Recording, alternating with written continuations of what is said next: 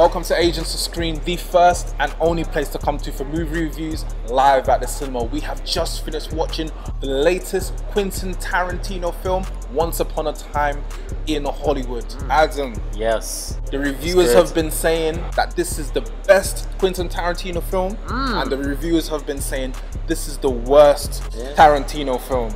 Okay. What say you? Which reviews, or who are the dons that are saying it's the worst Tarantino movie? Who's saying that? I want to know who's saying that. I want to know because I fuck with them guys. I'm sorry, Quentin. This film was bogus. What do you reckon? It was the worst. It was bad. It was bad. What's worse than this? Even Jackie Brown's better than this. I know that's your favorite. No, it's not my favorite. That's your favorite. It's not my favorite. Jackie Brown. It's not my favorite, but Jackie Brown's a very good film. I honestly was not feeling Once Upon a Time in Hollywood. Okay, well, that's your first statement. I would say it's definitely not his worst. This is his 9th movie, so it's probably somewhere in the 7, 8. So let's get into what we enjoyed about the film before we kind of give it our final rating. Okay, cool. I enjoyed. Yeah. I thought the acting performances, namely from the two main characters, of course, Leo, never gonna let you down. Never gonna let you down. Brad Pitt, outstanding. Yeah. The acting performances were great. They played actors. Well, Leo played an actor. Yeah. So you can see the real life Rick Dalton. You can see the actor Rick Dalton. He's struggling. He's trying to give out. It was sensational, I thought. I agree with you there. I think with Brad Pitt in particular, I think I enjoyed his character and what they made him. I thought when he was on screen, that's when I paid attention. Okay. That's what I was looking forward to. I want to see how his story unfolded.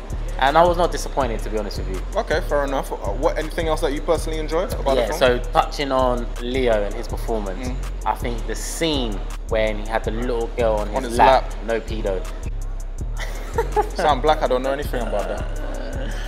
The scene when he had the little girl on his lap. Yeah. And, you know, you just think of it, he's an actor, acting, having to switch his emotions from what he's performing on this film to then switching back to his character where he's struggling to perform. It was just that was talent right there. Like Leo was MVP of the movie. I think he's probably my favorite actor of all time. Wow, statement. Probably Statement. Probably I can't name one right now who I think can rival him. Anything else that you enjoyed about the film? I enjoyed Margie Robbo's feet. Her feet were hella dirty. That pissed me off in there. Why she was wearing shoes? How are you coming out your house? Don't certain shade of people shower? What do I say to that, man? Why you gotta always bring it to that? Yes, she's white. Yes, she had dirty feet. Yes, you will still suck them toes. No, definitely not. I can confirm categorically. I can deny categorically that I will not suck her toes if they're dirty. But if they were clean, 100%. Yeah. But this is getting kind of left. Let's go back to the review. Get back on topic. Something else I've really enjoyed. I thought like the directing from Quentin Tarantino was sensational. The shots, of course. You know how they move the camera around. I thought that was great as well. Yeah, I agree with you there. I think if it wasn't for Tarantino's, like I say, direction and the shots that he was producing and his vision, I think this film would have been incredibly boring, to be honest with you. Yeah, at times it was moving very slow. A lot of the scenes seemed to drag out, but what he made with the scenes and the shot, it actually made it quite interesting. Well, speaking of which, let's go into what we didn't like about the film. He spoke about, I felt like there were a lot of things that were happening that didn't need to be happening. A lot of scenes that were too long. Like when he was driving in the car, like he's driving for time, like why am I seeing this? A lot happened in the film, but again, not a lot happened. Obviously the final scene was great. That was but brilliant. It felt like he wanted to make this final scene and then made a movie in order to tell that story. It seems that way, and I suppose, you know, what's made the final scene so dramatic and had such an impact was the rest of the film was so slow, so it brings the audience down a little bit, and when that final scene arrives, it just lifts you straight back up. But what I didn't like about the film, really spoke about it being a bit slow, but you know, Margot Robbie, okay, she's obviously a great actress. Why are we watching her walk up and down deciding whether she's going to a cinema or not? Yeah, true. I don't need to see that. Yeah, true. And you know, but she didn't do anything in the movie, really. She didn't do anything, and I've sat through that movie, 2 hours and 41 minutes long. I'm not sure what the story is. Or the story is about Rick Dalton being a coming to terms with being a failing That actor. was one small part of the movie. Yeah. What is the overall story? I'm not sure what it is. I'm really not sure what they were trying to tell us. I was disappointed with one scene as well, actually. Okay. When Brad Pitt, who played Cliff, the stuntman, first got to the ranch, I thought shit was gonna pop off. Thought it was gonna be a dusk till dawn moment. You know, the film's been slow, and then all of a sudden, bang, we got vampires, zombies, I don't know, some hills have eyes shit. But it was literally nothing. Yeah, that scene was a bit I was unnecessary expecting the film to change, and it didn't. You know, the film was rated 18, and it was just for that final scene. It was just for that final scene. Yeah. I actually turned to you halfway through the film and said, "We haven't figured out why this is 18 yet."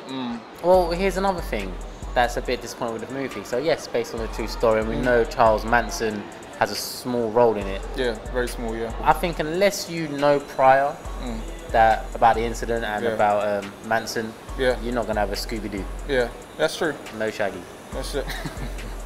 I like the dog as well. Mate, the dog was she sick. was the hardest bitch in that film. What was it? Randy? Randy? What's Randy, and it was a girl. Yeah. That surprised me. The dog was sick. Yeah. What's the command? Is it that? I don't know. So what I would say is that this movie, to summarize, yes, I would say that this movie is very self-indulgent. It's kind of like a Quentin Tarantino love letter to like the 60s or the 50s, just kind of paying homage to all the movies, the actors, the culture, what's happening around that time, all the hippie stuff. But that was basically it. Yeah. If you're not into that, or you're not familiar with the story, as you say, you're not really going to have a clue what's going on. You're going to be leaving a bit underwhelmed. I left underwhelmed in the cinema myself. So this is probably one of my least favorite Quentin Tarantino films, but I don't think it was a trash film though. I wouldn't say it was horrible. I still laughed. I enjoyed Leonardo DiCaprio's performance and Brad Pitt's performance. So for that reason, I will give it a 7. Ooh, really? I'll give it a 7. Really? I'll give it a 7. I don't think it was horrible. I don't think that, oh, this was a trash film, I hated it. It was not like a Godzilla, for example, or something like that. Wow. Okay, for me, you said something there, and I think you hit the nail on the head. You know, that it's Quentin Tarantino making a movie, you know, a little throwback to all the filmmakers of the 60s. I think that's spot on. He has made a movie for himself that he is going to enjoy.